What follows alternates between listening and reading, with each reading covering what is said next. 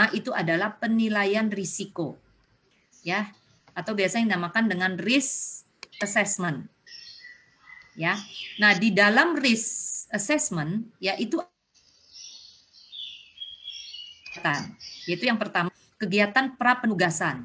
Nah, maksudnya apa nih kegiatan pra penugasan? Jadi pra penugasan ini artinya auditor itu sebelum gitu ya, sebelum memulai suatu audit atau pekerjaan lapangan gitu ya, atau fieldwork-nya itu sebelum dimulai fieldwork, maka auditor harus melakukan penilaian risiko atau risk assessment, ya. Jadi dia meliputi 3 kegiatan, yaitu kegiatan pra penugasan, kemudian prosedur penilaian risiko, dan rencanakan audit atau audit planning. Logikanya begini, jadi seperti gini, Anda mau memulai suatu kegiatan, ya, Anda harus merencanakan dulu gitu loh, membuat planning. Nah, audit juga sama, ya. Membuat planning itu, jadi Anda harus menilai risiko, Anda harus tahu klien Anda itu siapa, ya, kemudian perusahaannya bergerak di bidang apa, lalu kantornya di mana, gitu ya, atau pabriknya di mana, kemudian jumlah karyawannya secara total berapa, alamatnya di mana, gitu ya, apakah perusahaannya punya cabang, apakah perusahaannya grup, gitu ya. Nah, apakah tidak gitu loh. Nah, itu semua berada di kegiatan pra penugasan, gitu ya. Jadi kita tidak membeli kucing dalam karung gitu ya. Anda tidak tahu apa-apa, tapi Anda harus tahu gitu ya perusahaan yang akan Anda audit gitu loh, ya. Nah, kemudian yang membedakan dari audit sebelumnya dengan sekarang adalah laksanakan prosedur penilaian risiko, ya. Makanya dikatakan audit berbasis risiko. Nah, di International Standard on Auditing itu selalu dikatakan auditor itu harus menilai risiko. Nah, buat apa sih auditor harus menilai risiko? Supaya apa? Supaya auditor aware dari awal, ya. Auditor tahu bahwa klien ini ya memiliki risikonya apa, indikasi risikonya apa, gitu loh.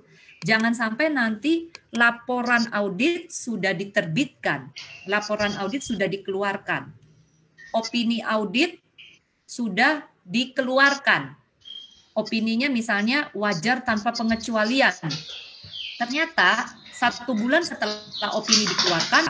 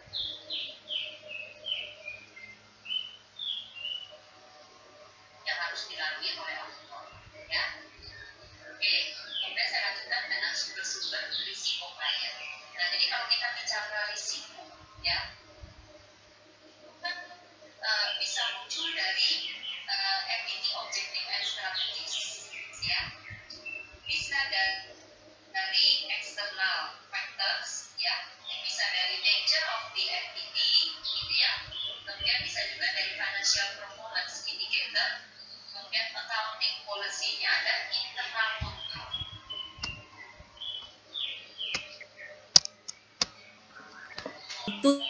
Tuntut dan lain sebagainya. Ke pelapis yang harus kita jadi strategis, ya. Leader of the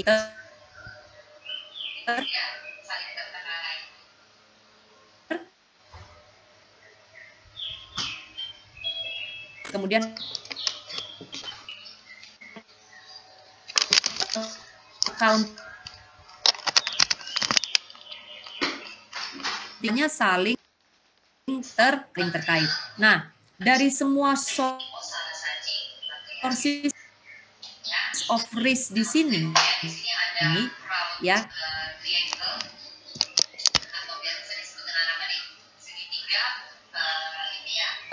semua akan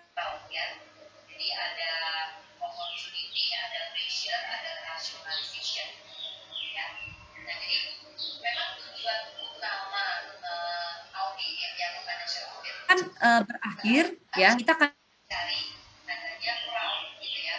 Nah, tetapi dalam proses risk of ya, untuk memperoleh keyakinan yang memadai, ada kalanya Pak auditor bisa menemukan gitu kan, adanya fraud atau bisa tahu adanya indikasi, gitu ya, indikasi terjadinya fraud.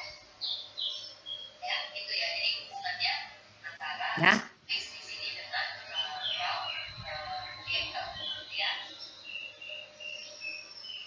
Oke, sekarang saya lanjutkan dengan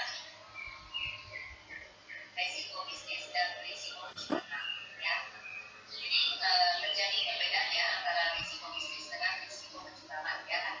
Tentu kalau risiko bisnis itu terkait dengan kondisi peristiwa keadaan atau ya, yang mempengaruhi kemampuan entitas dalam tujuan atau menjalankan strateginya. Nah, jadi risiko bisnis di sini ada kalanya bisa diartikan bagaimana kemampuan biasa disebut pressure, ada ya, melalui visi dan misinya untuk menjalankannya. Walaupun memang risiko bisnis ini ada kalanya juga mempengaruhi, maksud saya mempengaruhi internal maupun eksternal. Ya, kalau internal berarti kemampuan strategi, visi dan misi yang ditetapkan oleh perusahaan. Internal. Kalau eksternal berarti bisa saja pengaruh dari regulasi, ya, dari pemerintah misalnya, gitu ya.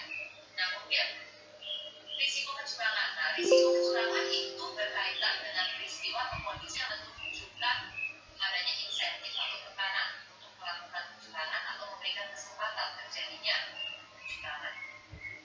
Ya, nah biasanya risiko yang diasumsikan selalu ada. Kalanya Pak audit gitu ya.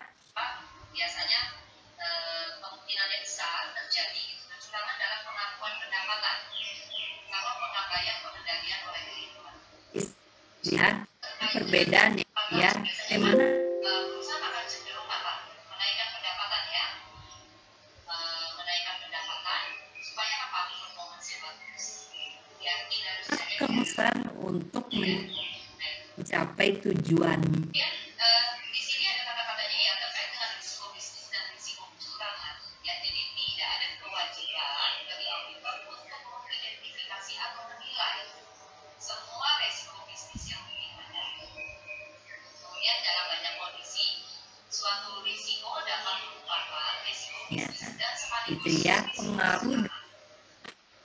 Ya, kemudian pemahaman atas risiko bisnis dan kecurangan bisa meningkatkan probabilitas dapat mengidentifikasi risiko kesalahan penyajian material. Jadi seperti yang sudah saya jelaskan sebelumnya bahwa audit platform atau financial audit, ya, tujuan utamanya tentu bukan untuk menilai gitu ya risiko bisnis dengan risiko kecurangan.